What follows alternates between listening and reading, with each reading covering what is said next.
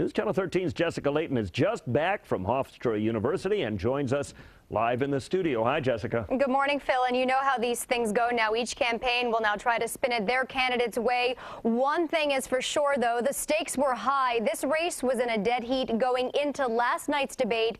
And now both candidates came out swinging. A fiery performance from the president and Mitt Romney. People tuned in from all over the country for this debate rematch last night as reporters from all over the world gathered on campus for this pivotal moment in the race for the White House.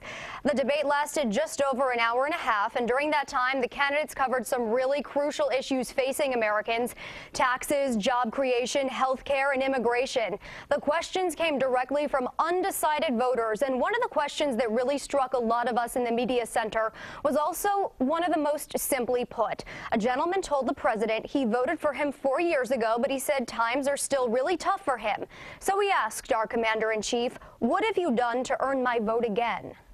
4 years ago, I told the American people, and I told you, I would cut taxes for middle-class families, and I did. I told you I'd cut taxes for small businesses, and I have. I said that I'd end the war in Iraq, and I did. I said we'd refocus attention on those who actually attacked us on 9/11. And we have gone after al-Qaeda's leadership like never before, and Osama bin Laden is dead. He said that by now we'd have unemployment at 5.4%.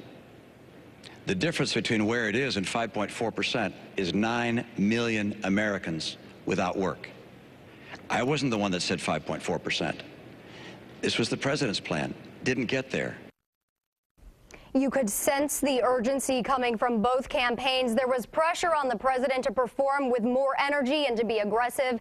Mitt Romney was feeling the heat when it came to connecting with those voters one-on-one and really being compassionate when it comes to the average American struggles. And there were fireworks at Hofstra that we did not see in Denver. Have you looked at your pension? I've got to say. Mr. President, have you looked at your pension?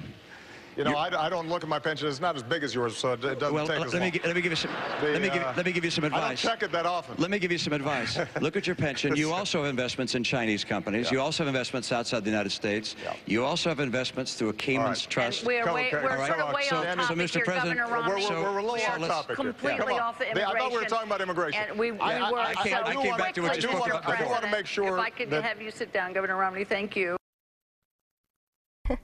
Could you feel the tension there? There is no breathing room, no time to enjoy the high of what's being called a strong performance by the president and Mitt Romney. The candidates are back in the swing states to campaign ahead of Monday night's third and final debate in Florida. Phil.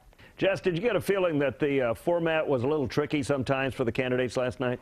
Absolutely. Actually, I asked NBC's Chuck Todd about that issue yesterday at 6 p.m. and he said this is a very difficult debate format for most politicians, and specifically these two, because really you're trying to talk to three people. There's the audience in that room, there's the Americans coming through on the TV, and then there's each other. And there were times that even reporters felt a little bit uncomfortable. These guys were really getting in each other's face, really getting up in each other's personal space. So it was definitely one for the history books. All right, Jess, thanks so much. Look forward to hearing more from you in the next hour.